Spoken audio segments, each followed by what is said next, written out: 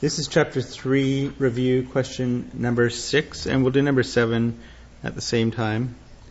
We have these two cars that collide head-on, and initially they were traveling toward each other with the same speed. Obviously the velocity is opposite in sign, but they're both going 20 meters per second.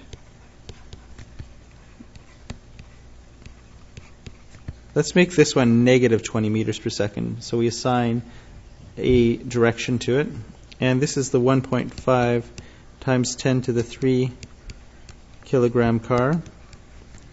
And this one is the 1.2 times 10 to the 3 kilogram car. We set up our formula, m1v1 plus m2v2. So this is going to be V1, this is going to be M1, this is going to be V2, and this is going to be M2. And they have to be equal to the velocity of the combined wreckage multiplied by the masses of the combined wreckage. So, let's put it together. 1.5 times 10 to the 3 times 20 plus 1.2 times 10 to the 3 times negative 20. This has to be equal to the combined mass of the system, 2.7 times 10 to the 3 multiplied by velocity.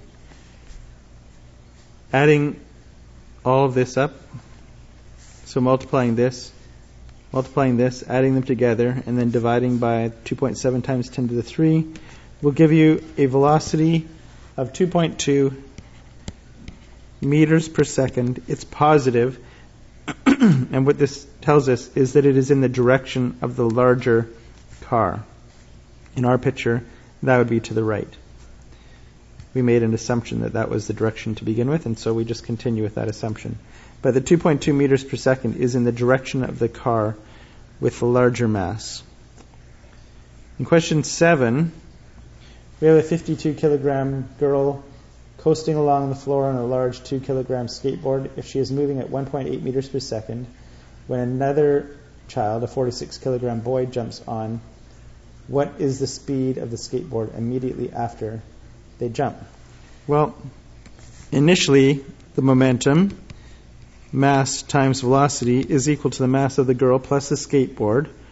So 54, not 52, but 54 kilograms multiplied by 1.8 meters per second.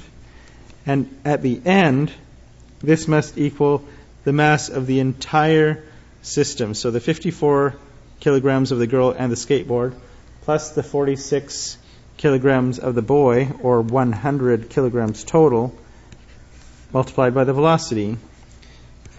Solving for V, you get 0.97 meters per second.